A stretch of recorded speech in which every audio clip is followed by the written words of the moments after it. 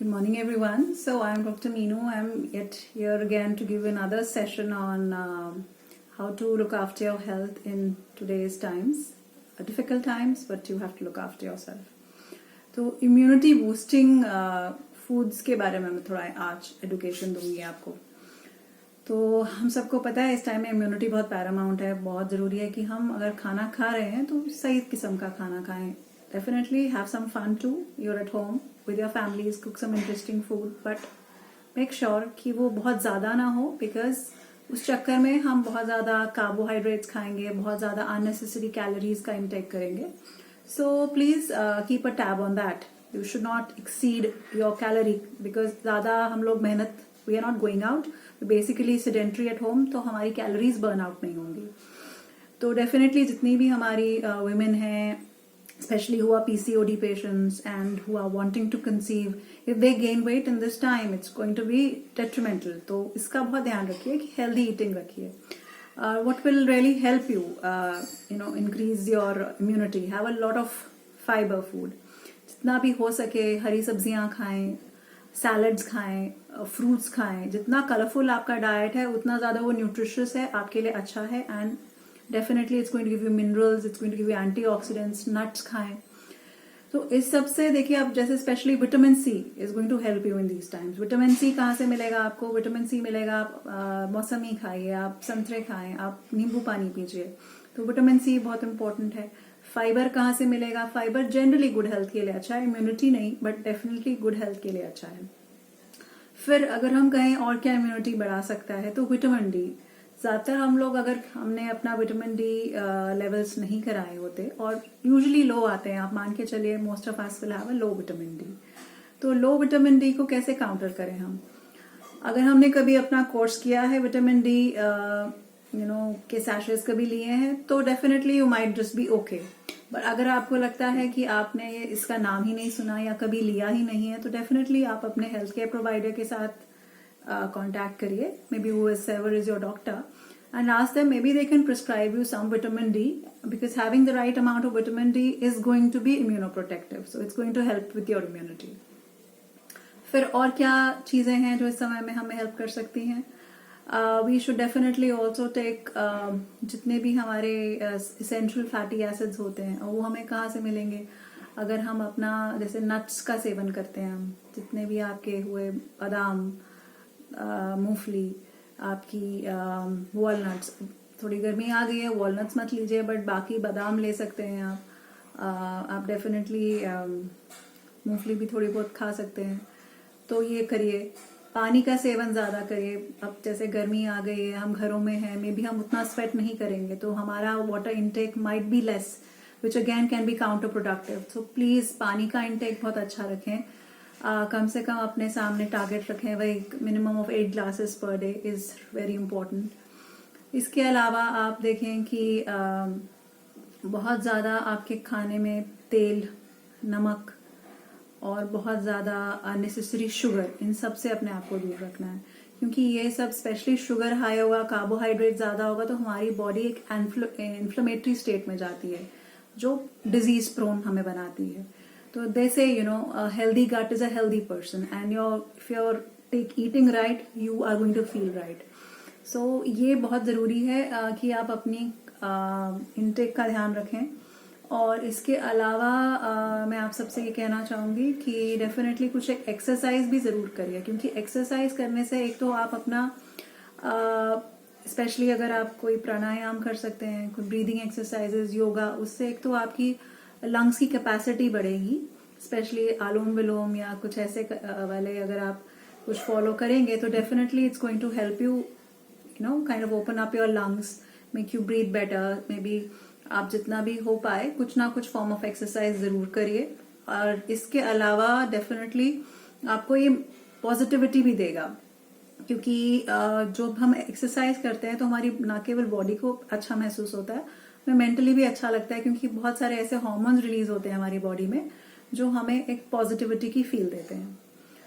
And फिर जैसे मैंने आपको कहा, स्पेशली जो विमेन कंसीव करना चाहेंगी और जो पीसीओडी की पेशेंट्स हैं, वो अपना रिदम नहीं भूलें, नहीं तो अभी तक वही बात है कि जितना कुछ आपने अगर एफर्ट किया होगा, जिम्स बंद है, बट घर पे एक्सरसाइजेस फॉलो करिए. There so many online courses and so many online platforms that you can avail to do some format of exercise, some format of yoga. So please utilize this time rather than thinking कि अब मेरे पास कुछ नहीं है करने को. rather ये एक मौका मिला है आपको कि आप अपनी लाइफ को ज्यादा स्ट्रीमलाइन करिए, प्रायोरिटाइज करिए. आप अपने लाइफ को एक नया रूप दे सकते हैं. इसके बाद से सॉर्ट आउट करिए कि आपकी क्या प्रायोरिटीज हैं, आप क्या अभी तक नहीं अचीव कर पाए, या किस डायरेक्शन में जा रहे थे तो वो आपके लिए सही था, गलत था, और आप कैसे अपने एक्शंस को फ्यूचर में मॉडिफाई कर सकते हैं. डेफिनेटली एक इकोनॉमिक तंगी का दौर जरूर आएगा सबके लिए, right from top to the bottom, but इसमें सभी के लिए है. या गरीब तो डेफिनेटली हमें उनको हेल्प करने की अपनी तरफ से कोशिश करनी है, और हम कर रहे हैं सब अपने अपने लेवल पे. बट फिर भी यही सोच के चलिए कि अमीर भी अफेक्ट होगा, गरीब भी अफेक्ट होगा. तो जितना हम ह्यूमेन हो सकते हैं, अंडरस्टैंडिंग हो सकते हैं एक दूसरे के लिए, वो भी बहुत जरूरी है इस टाइम में. because these little things is what is going to make us a better human race, and better a better world for our children tomorrow. और this was besides the point. I mean, मैं general talk दिया है एक बहुत, but now coming to specifics, I would like to tell my pregnant patients कि अगर आपको लगता है कि कोरोना के टाइम पे आपने कंसीव किया है तो कोरोना आपकी प्रेगनेंसी को कैसे अफेक्ट कर सकता है, तो लेट मी अश्योर यू, अभी तक की जितनी स्टडीज हुई हैं उससे ऐसा कुछ सामने नहीं आया कि ये अबॉर्शंस बढ़ाता है या फिर ये बेबी की फॉर्मेशन को इम्पैक्ट करता है. तो ऐसी कोई स्टडीज नहीं आई हैं. तो हम प्रेगनेंसीज को वैसे नॉर्मल ही समझ के चलेंगे. बस जैसे मैंने पहले अपने टॉक में कहा था कि visits will be minimised. We don't want the patient to be unnecessarily exposed, especially coming to hospitals where they can be more prone to catching the corona infection. तो विजिट्स हम मिनिमाइज करेंगे. कभी कोई doubt आता है तो definitely अपने doctor के साथ कांटेक्ट में रहिए. अब जो टेलीमेडिसिन अलाउ हो गई है, हम आपको टेली कंसल्ट दे सकते हैं, तो प्लीज अपने डॉक्टर से कंसल्ट करें. I myself am available on Medo. तो मेरा डॉक्टर मीनू आहूजा करके अगर आप ढूंढेंगे मेडो पे, प्रैक्टो पे, so I am available and you can avail my services, my guidance for anything which is related to gynaecology, for pregnancy, for infertility. तो definitely we are all there to help you in whatever way we can. तो ये कुछ एक चीजें हैं कि कुछ चीज हो, अगर आपको लग रहा है कुछ मेडिकल कंडीशन आपको या प्रेगनेंसी में कोई भी परेशानी लग रही है, तो घर पे बैठ के उसके ऊपर टाइम वेस्ट मत करें. कि हो सकता है वो आपकी समझ में छोटा हो, but may be it is not. So it is better कि आप ऑब्वियसली नहीं जा सकते डॉक्टर के पास हॉस्पिटल में, बट अपनी डॉक्टर से या किसी डॉक्टर को जरूर अप्रोच करिए, बिकॉज हम लोग ऑब्वियसली आपसे क्वालिफाइड हैं, हम लोग आपको गाइड कर सकते हैं. और इसके अलावा इमरजेंसी कोई होगी अगर किसी भी किस्म की, वो तो आपको डेफिनेटली हॉस्पिटल पहुंचना होगा, और वो आपके नियरेस्ट हॉस्पिटल में आपको गाइड किया जाएगा कैसे पहुंचना है. दूसरा, जैसे मैंने कहा था, आपको हमेशा अपनी ट्रैवल हिस्ट्री या आपकी फैमिली में कोई ट्रैवल हिस्ट्री अगर रही है तो वो डेफिनेटली शेयर करनी है, वो छुपाइएगा नहीं. किसी को अगर खांसी जुकाम है या आपकी फैमिली में या आपको, तो भी डॉक्टर से शेयर करना बहुत जरूरी है, क्योंकि हम अपना ध्यान, आपका ध्यान बेस्ट तब रख पाएंगे क्योंकि कोरोना सस्पेक्टेड होने वाले पेशेंट्स को हम थोड़ा बाकी पेशेंट से अलग रखेंगे, बाकी अपने स्टाफ से अलग रखेंगे, और हम भी पूरी प्रोटेक्शन लेंगे ताकि इस संक्रमण को हम और न बढ़ावा दें. तो ये हर एक इंसान की रिस्पॉन्सिबिलिटी है आज के टाइम में कि वो ये सब समझे. फिर मैंने आपको पहले भी कहा था, आपकी प्रेगनेंसी या डिलीवरी के मेथड में कोई फर्क नहीं आएगा, बट हम डेफिनेटली प्रोलॉन्ग लेबर नहीं देंगे कि हम घंटों घंटों आपको छोड़ा है नॉर्मल डिलीवरी के लिए देख रहे हैं, क्योंकि उसमें अभी हमें नहीं मालूम है कि ऐसे करने से हो सकता है कि हम आपको एक्सपोज कर रहे हों कोरोना के.